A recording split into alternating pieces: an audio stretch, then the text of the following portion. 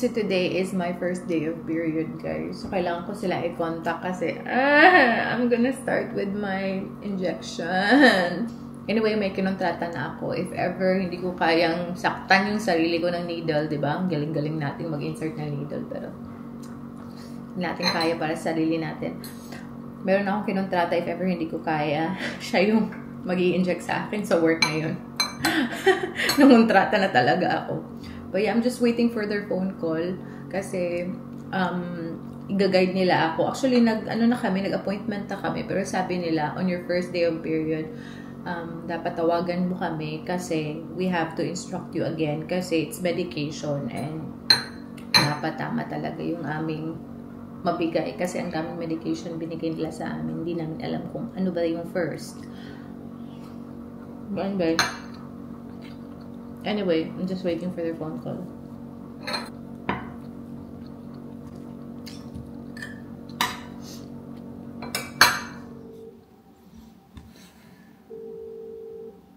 So, tinawagan na nila ako. Akala ko my injection is gonna start today, but since my period started last night, very late last night, so considered day 1 ko ngayon, day 2 pala yung start na injection. So tomorrow, meron ako instructions and everything.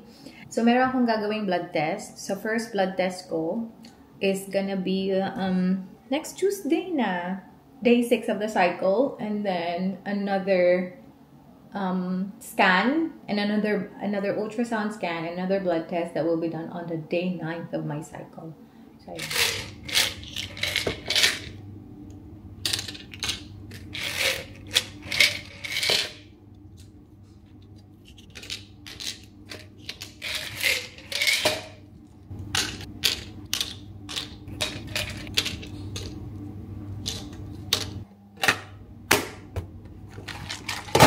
good morning, guys! Another day. We are gonna go to the shop. Punta tayo sa shopping center nila dito, guys. Because ipapacheck ko yung mata ko before mag-start yung aking shift. So, hindi ko alam if naalala nyo, guys, but meron tayong retinal tear a few months ago. And gusto ko lang siya ipacheck ulit. Problema tayo sa mata. And because magpapa-appointment na ako doon, inisip ko na lang din na doon na lang din ako kakain because today is the cleaning schedule dito sa ating apartment. So, kailangan kong umalis dito early para makapaglinis sila. Yan yung gagawin natin today. And also, guys, today is actually the start of me injecting myself para sa ating egg freezing journey. So, dadalhin ko yung medication sa work. Doon ko siya i-inject kasi specific pala yung time na kailangan ko siya i-inject. So, it has to be 7 to 9 and I'm at work sa mga oras na yon, so gagawin ko siya at work. Which is, para sa akin, helpful din in a way because hindi ko alam if na-share ko to sa inyo. Pero I'm really scared of needles or inflicting pain para sa akin sarili. So sabi ko, siguro if pressured ako sa time, like I'm just gonna go on my break and then inject myself. Sabi cutaneous kasi siya sa tummy. So feeling ko if pressured ako sa time, siguro I can do it. If not, siguro I'll ask someone to do it for myself. Pero dapat kaya ko siya kasi mag-day off na ako in the next 2 days, sino mag-i-inject sa sarili ko, di ba? So, dapat kakayanin ko siya. So, actually, feeling ko, tamang-tama lang din na work ako ngayon. Kasi supposed to be, morning sana ako eh. Tapos, may nakipag-swap sa akin. And I said yes. And ngayon ko lang na-realize na, ay, okay to. Kasi mag-pressure ako. Kasi konti lang yung oras. Magagawa ko to. Feeling ko mas magagawa ko siya. So, yeah, that's pretty much it. Makeup lang ako ng konti, guys, so we can go.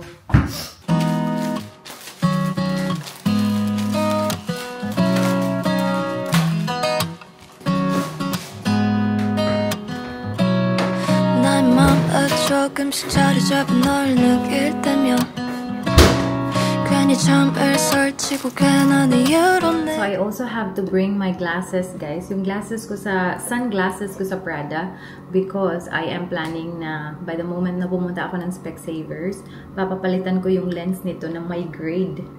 I know sayang siya pero I'm gonna use it more often if ever my grade siya.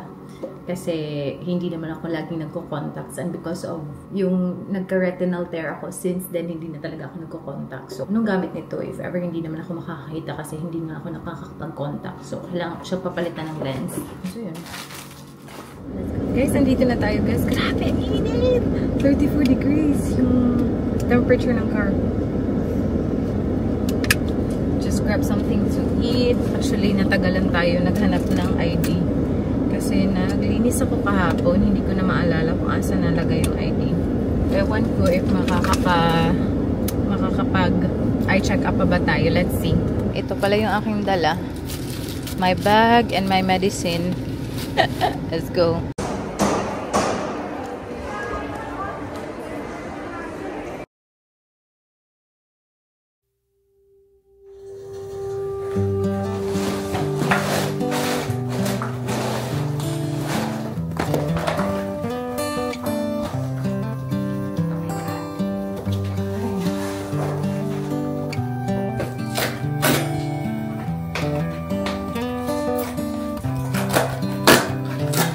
This is a good day as any to start the rebuilding of life. The roads that lay open are many when the old one's gone under the knife.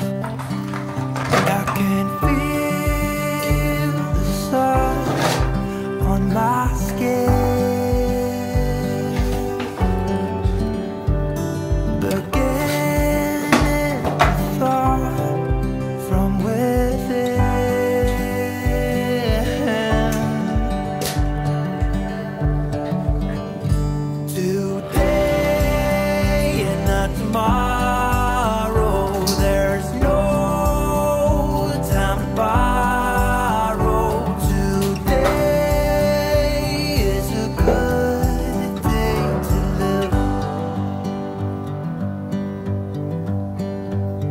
This morning has a clearer light as any to see the horizon and the far.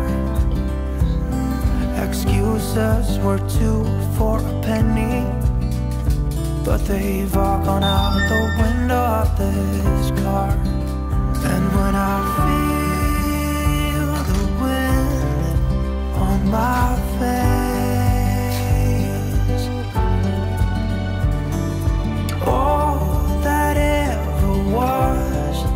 is a rise.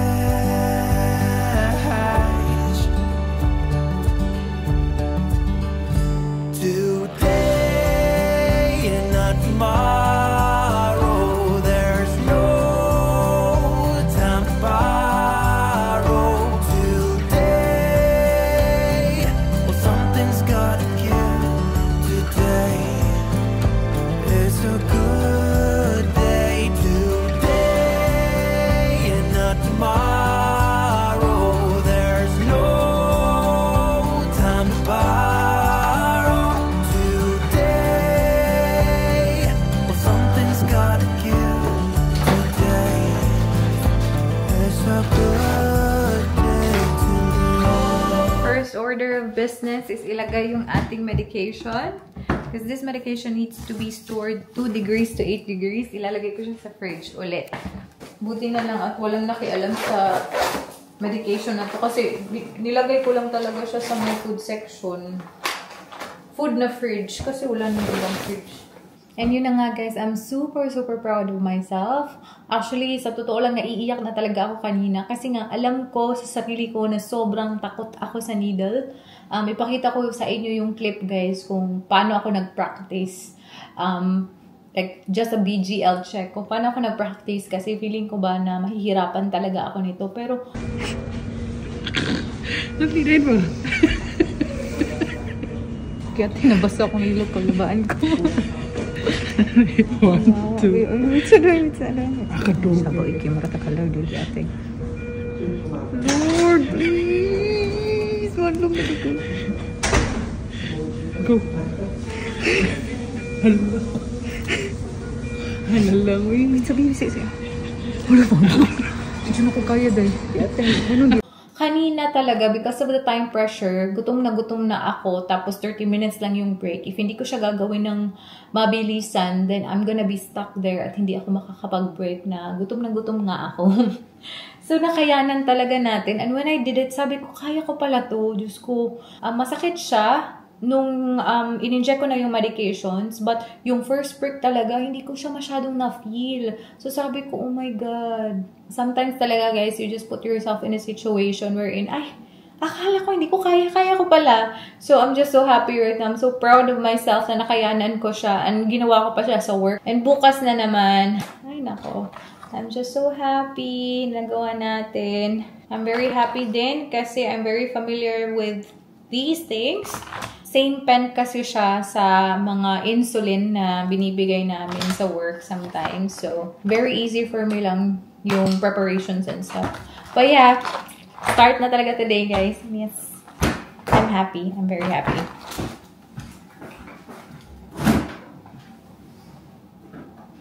Siguro restore ko siya.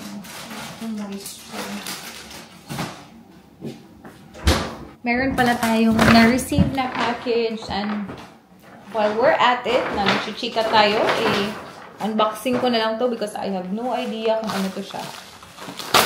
So, sabi ko nga sa inyo kanina, cleaning day today. So, pag cleaning day, nagsisend sila ng mga package na namin. Oh, okay! Yay! So, meron na naman akong tripping, guys. Akong day off.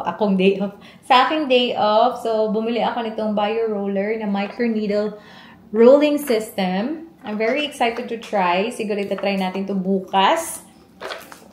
Nag-afternoon ako ng 5. Today is my 5th afternoon. Tomorrow off na tayo, guys. So, I'm so happy.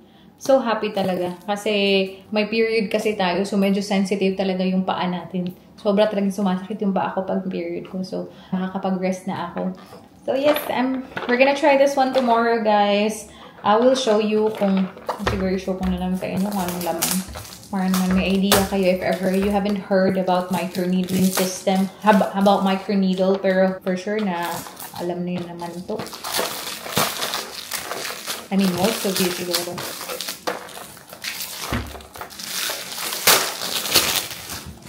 Yeah. Ito yung mga nakikita ko sa aking day off. Nasa shopping natin. Pampawalaan ng boredom. Nasa shopping natin. Oh, very nice. Kasi yung container.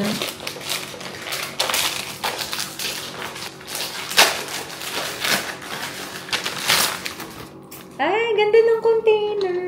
Ooh, okay. We have to be very careful kasi microneedle. So this one has, if I'm not mistaken, 760 microneedles dito na i-roll natin sa ating face. That's really good for collagen production, for skin tightening, at saka mga discoloration natin sa face. Ay, grabe naman siya. Very shining, shimmering, splendid naman tayo dyan. So, yeah, for collagen production, for your hyperpigmentation, nakaka-help din siya. Meron ding massager dito. And yeah, many more. Basta ganyan yung itsura niya. If I'm not mistaken, marami tong heads eh. Ayan, marami pa pala sa ilalim mo. Every time you get one, may nakatago pala ng mga ano sa ilalim. Ayan.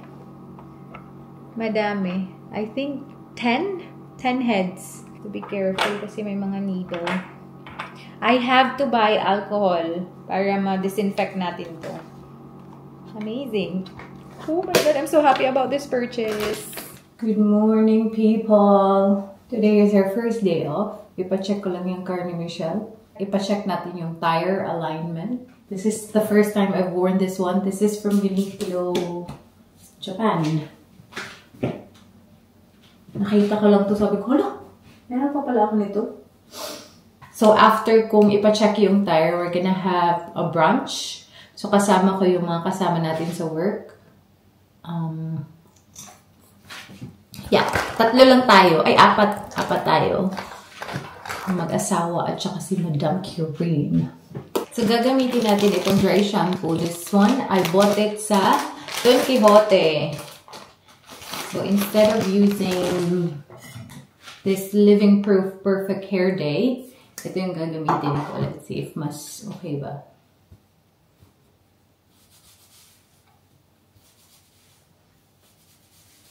Pero actually, hindi naman sobrang oily ng buhok ngayon. Kahapon lang ako naligo. Oh my God, ang bango naman ito.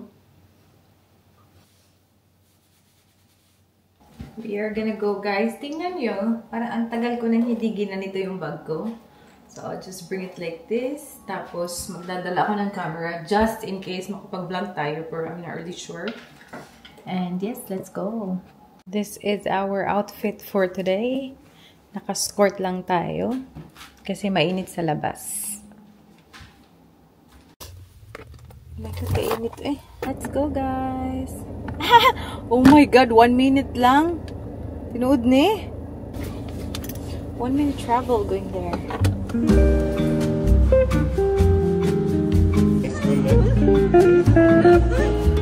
Hello. Okay.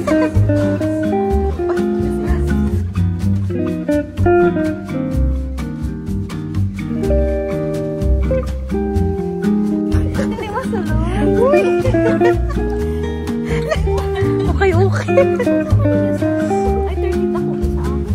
30 sa wala.